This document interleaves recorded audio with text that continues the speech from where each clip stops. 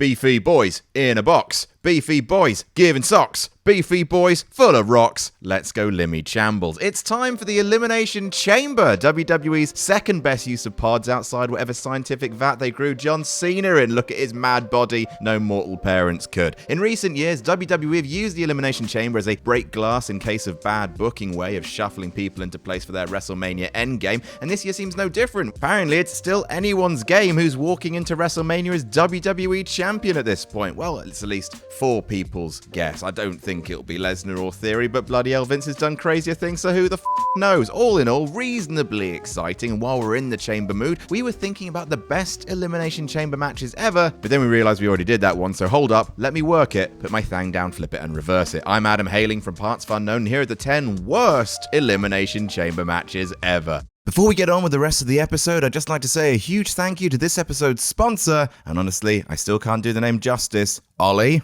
Raid Shadow Legends! That's right! Raid Shadow Legends! Are supporting us here at partsFUNknown again this month of February. Not only is there a fresh rotation in their awesome Hydra boss that we covered in detail last time, but in February there's a ton of events and tournaments happening every single day, including some special Valentine's Day events where you can get your hands on a brand new legendary champion. And look how romantic they can be. Literal hottie Drexthar and proverbial hottie Norog. Time to make some bacon on the beach. Combining champions has always been one of the greatest parts of Raid Shadow Legends! Putting together the perfect squad to battle the never-ending hordes. I'm Team Norog till I die. My heart is yours, you magnificent dungeon hog. You're immune to so many things, but not my heart. This is the best time to get started in Raid Shadow Legends! And if you click my link in the description or scan my QR code here on the screen, you'll get cool bonuses. We're talking the free Epic Champion Burgess, 200k silver, 1 energy refill and 1 XP boost, and 1 ancient shard. So you can summon awesome champions as soon as you get in-game. Thanks again to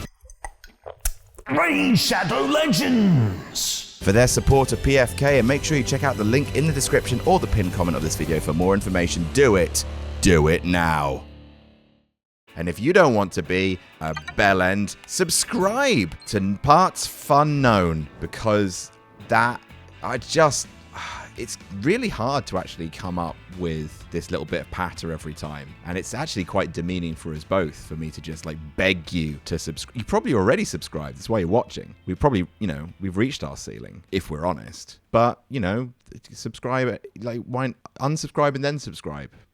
Do something. Number 10, SummerSlam 2003. So anyone who's seen our best Elimination Chamber matches list might think they're having a stroke, because the SummerSlam 2003 Chamber match was also number 10 on that list as well. You haven't gone insane, or maybe you have, I'm not your dad. The Chamber match itself was pretty damn great, with action worthy of a top 10, but its singular flaw is so fatal that it's awful enough to make it into the bottom 10 as well. Despite running through almost the entire field like a ham bulldozer with double ham, instead of beating Triple H and winning the big gold belt as he should have, Trips parlayed his groin injury in some awful shorts into delaying Big G's coronation for another pay-per-view, instead conquering the unconquerable beast with a stop hammer time. Wretched booking, the kind of bullshit finish that sours what's otherwise a match full of wonderful spots, confining it to the dustbin of bad Goldberg decisions, and that dustbin's getting pretty full. Number 9, SmackDown ECW 2008. Oh man, I feel really bad putting this match on the list, as it has quite possibly one of the best closing spots in Elimination Chamber match history. Undertaker going over the ropes, reversing Batista straight into a tombstone is not just a chef's kiss, but a French chef's French kiss. It's just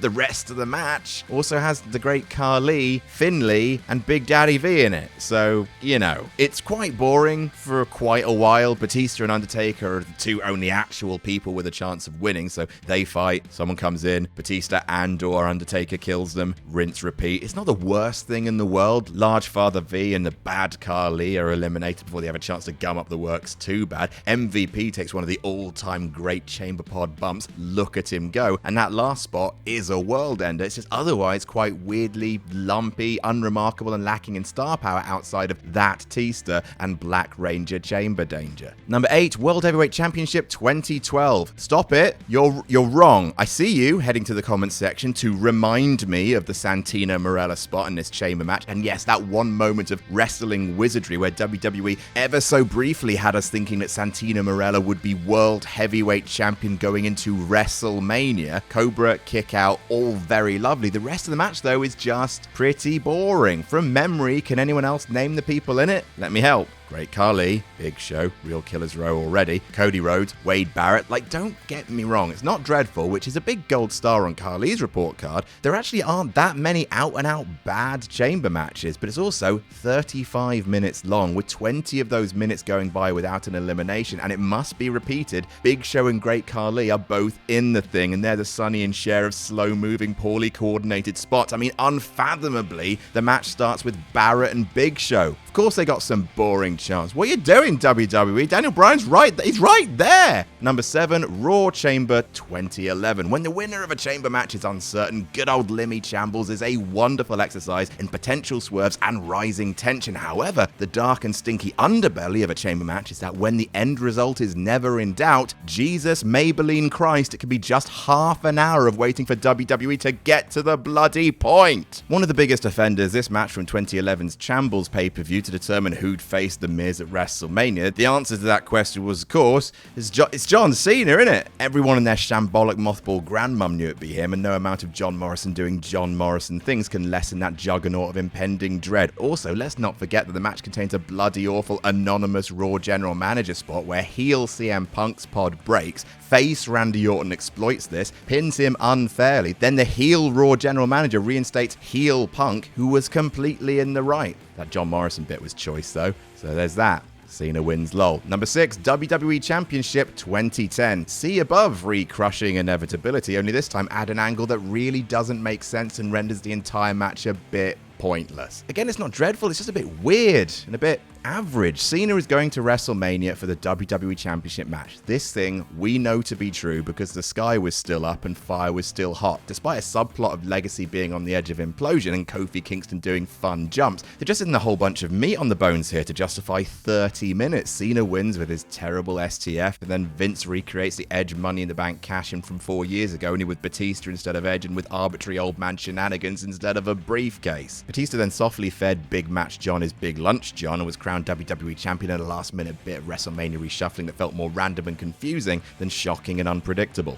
Number 5, the Women's Match 2020. I really want to like this match. It's such a weird and borderline brave bit of booking, sacrificing an entire match's level of enjoyment to create an unfeeling big boss that simply doesn't care about you and getting your pay-per-view money's worth. And yeah, it did all of that, but me running. This was an awful match to watch. The cast of characters is Shayna Baszler and etc., with the Queen of Spades demolishing the entire field. She kills everyone, including Asuka, once the Empress of Tomorrow and now the Absence of Today. Shayna enters, eliminates someone with a Karafuda clutch, then again and again and again and again. Every elimination the same. Problem is, she eliminates the field, waits for Liv Morgan, eliminates her immediately, then has to wait for so long before Asuka can arrive. The fans just turn on the whole thing because it's awkward. And sure, it's complimentary to Baszler's threat levels, but super exposing to her as a performer capable of feeling endless minutes of nothing happening. And then Asuka versus Baszler massively underwhelms when it finally happens, so very weird, almost brilliant, but ultimately a bad match to experience with human eyes. Number 4, the Men's 2018. See above, only this time the monster who makes everyone else look like a duffel bag full of rotten sausages doesn't even get the win. That goes to Courage the Annoying Dog. A lot of this match was severely great. It had 7 competitors instead of 6, because sod it, why not? The roster was jammed in 2018. Rollins, Balor, and Miz started off, and that's a lovely 7 words in a row right there. Old Man Cena with his existential crisis is in there, giving sad face and the most mournful of waboo doos. Elias was over back then, and so was Braun, who wrecked everyone, eliminating 5 out of his 6 opponents, one after the other with running power slams. Once was fun, twice was also fun, 3 was concerning, 4 made the fans start to resent the fact that one of the best main event scenes in the world was being munched like a chocolate cake in the path of Bruce Bogtrotter, and 5 was just taking the piss. No matter how over Strowman was, WWE sacrificed some of the best workers in the company to make a monster for Roman to immediately slay, and he slayed him fairly easily. And so the stage was set for Braun to win the tag belts with a child, and for Roman and Brock to have one of the worst Mania main events ever.